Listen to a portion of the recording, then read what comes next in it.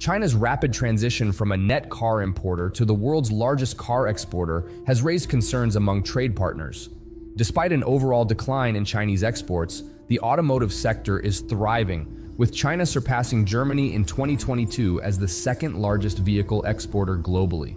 The surge is attributed to increased demand for electric cars, sales to sanctioned Russia, and Chinese automakers like SAIC, BYD, Geely, and Chery. Homegrown brands capitalized on chip shortages faced by large manufacturers and benefited from a closer supply chain. Government statistics show China's trade balance in finished vehicles shifting from importing $40 billion in 2021 to an export surplus exceeding $30 billion annually by 2023. This swift transformation from minimal exports to the world's leading exporter in just 2 years is unprecedented. China, a longtime exporter of car components, has had an established automobile industry, but it only recently began exporting finished cars. The imposition of import tariffs by Donald Trump in 2018, including a 27.5% tariff on Chinese-made cars, limited the visibility of these new brands in the US. This policy persists under the Biden administration. In Europe, a 9% tariff on Chinese cars has made them competitive, leading to a significant increase in Chinese EV shipments to the European Union, up by over 350% since 2021. State-owned MG's MG4 was among the top-selling EVs in Europe last year, with other Chinese brands like NIO, BYD, and Geely expanding their market shares, causing concerns in Brussels. The EU initiated an investigation into China's trade practices in September, focusing on battery-powered cars produced in China, including Western brands like Tesla, BMW, and Renault manufactured there. Unlike typical investigations prompted by industry complaints, this one was initiated by the European Commission itself. Despite concerns about Chinese car exports, current production levels in China are not higher than the peak in 2018, when around 28 million new cars were manufactured, like the current production volume. The surge in Chinese car exports is attributed to factors other than increased overall production. While the United States has a substantial number of imported cars, making up about 45% of vehicles on its roads, the American market is known for its challenges in attracting foreign automakers. Complying with US safety regulations is costly and complex, and establishing a dealer network comes with a high price tag. Even without the 27.5% import tariff, numerous major European and Japanese manufacturers refrain from selling cars in the US. Despite these obstacles and steep tariffs, several Chinese manufacturers, including MG, BYD, and Chery, are exploring opportunities in the US market. The Financial Times reports that these companies have been in discussions with Mexican officials to identify potential factory sites for car production. The Biden administration's Inflation Reduction Act allows certain electric vehicles built in North America, such as the Ford Mustang Mach-E produced in Mexico, to qualify for the full $7,500 federal tax credit when sold in the United States. Producing Chinese electric vehicles in Mexico would qualify them for the full tax credit aimed at expediting electric vehicle adoption in the US.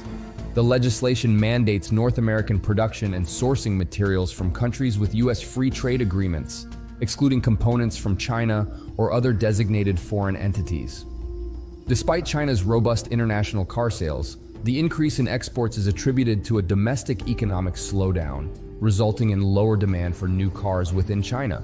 As a response, Chinese auto manufacturers, faced with sluggish domestic sales, shifted focus to international markets where they could successfully sell their cars. The decline in China's new car demand predates the global pandemic, and while the pandemic may have exacerbated the situation, it wasn't the root cause.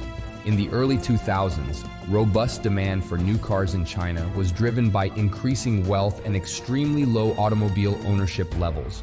The initial surge in demand, however, proved unsustainable, as it primarily stemmed from a need to replace old cars. Additionally, substantial government subsidies, both at the central and local levels, played a significant role, leading many to purchase cars below manufacturing costs.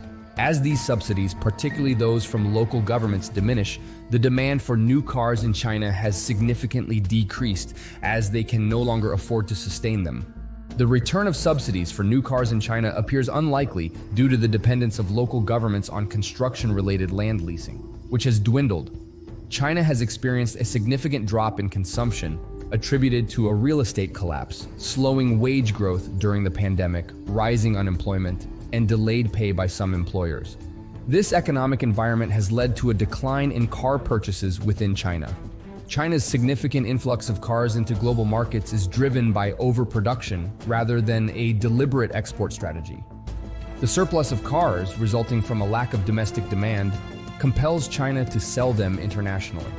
However, challenges such as a shortage of shipping capacity and elevated shipping costs hinder the flow of Chinese electric vehicles to Europe. This poses a particular challenge for European automakers, as their historically advantageous position in terms of technological leadership, cost efficiency, brand value, stable geopolitics, and the Chinese market is now jeopardized. The shift in consumer preferences towards electric and software-defined vehicles further undermines the traditional strengths of European cars, such as high performance, fuel efficiency, durability, vehicle handling, and design. The European auto industry faces challenges beyond China, as companies like Tesla, Lucid, and Rivian emerge as formidable competitors emphasizing software in new cars. A decline in Europe's auto sector would be significant, given its direct employment of 4 million people and contribution of 3% to European GDP. China's auto industry, highly competitive with over 160 electric car brands, is supported by government subsidies for manufacturing and buying cars, especially electric vehicles. The withdrawal of some subsidies for car purchases in recent years has not diminished substantial manufacturing support in China. 5 years ago, the big three American automakers withdrew from the compact and subcompact car market.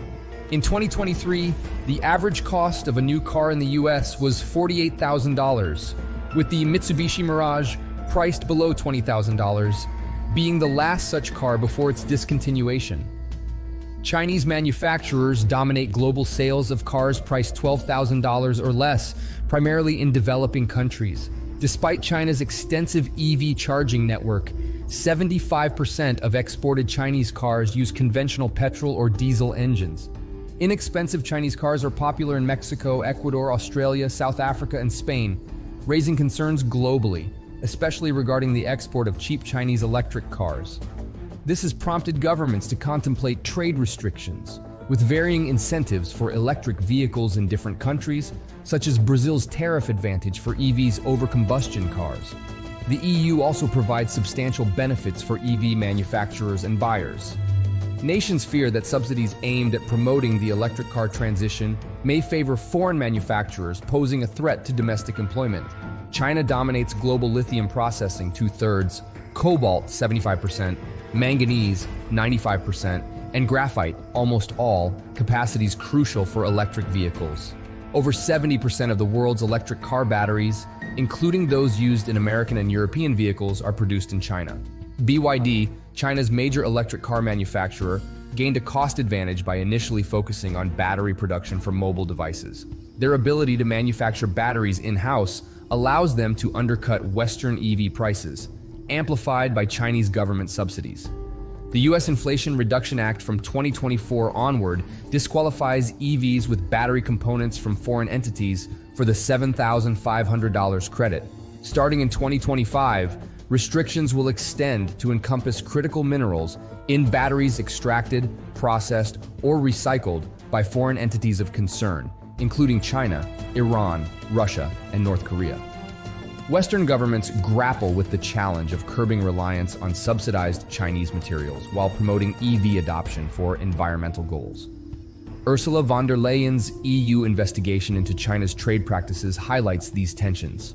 The EU and the US offer various benefits, including tax breaks and subsidies, to boost EV production and adoption, but they also address security risks associated with Chinese components and critical infrastructure. Concerns about potential espionage have led to restrictions on American EVs with advanced sensors in China. European policymakers express concern about China's escalating manufacturing output amid weak domestic demand and restricted access to markets in the United States, India, and Turkey. Europe stands as the primary large auto manufacturing region, with a relatively open market and lacks significant trade protections against inexpensive Chinese exports. The automotive industry is crucial for Europe, contributing 70 to 110 billion euros in annual trade surplus over the past decade. European car manufacturers face challenges, witnessing reduced sales in China, where local EV makers gain market share, while imported Chinese EVs become more popular in Europe. China risks trade backlash and potential protectionist measures if it floods a region with cars. Expanding exports may be challenging given China's existing trade surplus in manufactured goods, hovering around 10% of its overall economy.